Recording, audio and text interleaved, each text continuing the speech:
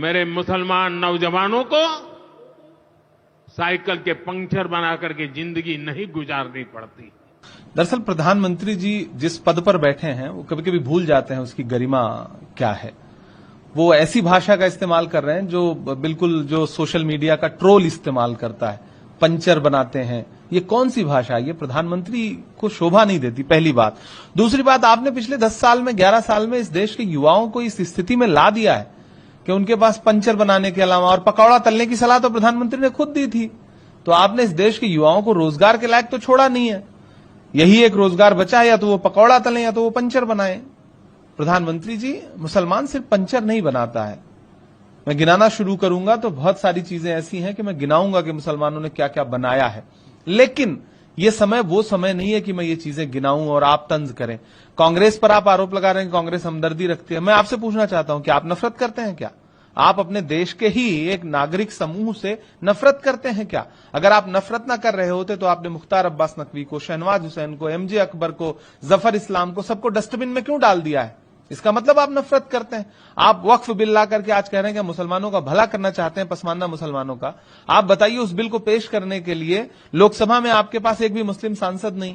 आप मुस्लिम महिलाओं के हुकूक की बात करते हैं। आपका किसी भी लोकसभा हो, राज्यसभा हो, देश का कोई भी विधानसभा हो, एक भी मुस्लिम महिला सदस्य नहीं आपकी। आप जो बिल लेकर के आए हैं और उसके समर्थन में आप जो तथ्य रख रहे हैं वो दोनों झूठे हैं। गृहमंत्री जी ने देश की संसद में खड़े होकर के 123 प्रॉपर्टीज को लेकर के झूठ बोला है।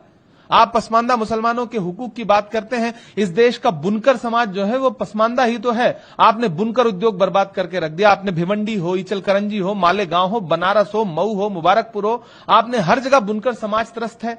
आपने बुनकर समाज की सब्सिडी खत्म कर दी। आपने जीएसटी लगा दिया। आपके संसदीय क्षेत्र बनारस में बुनकर समाज ईंट भट्टे पर काम करने के लिए मजबूर है। ये पसमानदा समाज के साथ आपने व्यवहार किया है। इस देश में पिछले 10 साल में मॉब लिंचिंग के शिकार जितने लोग हैं, मैं गिनाना शुरू करूं तो अखलाक से लेकर के, पहलू से लेकर के और तबरेज अंसारी तक सब पसमानदा समाज के ही तो लोग हैं।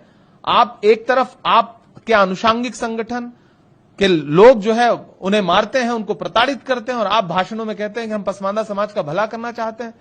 तबरेज अंसारी और अलीमुद्दीन के जो हत्यारे थे, लिंचिंग करने वाले लोग थे, उनको आपके केंद्रीय मंत्री ने माला पहनाई थी जेल से छूटने के बाद। प्रधानमंत्री जी, इस तरह की भाषा का इस्तेमाल मत कीजिए।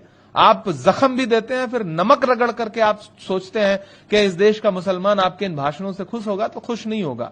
ये प्रधानमंत्री की गरिमा के अनुरूप का भाषण नहीं। और कांग्रेस पे आप तांज कर रहे हैं तो आप इतिहास उठा के देख लीजिए। हकीम अजमल खान से लेकर के और मौलाना आजाद तक आपको इतिहास समझ में आ जाएगा।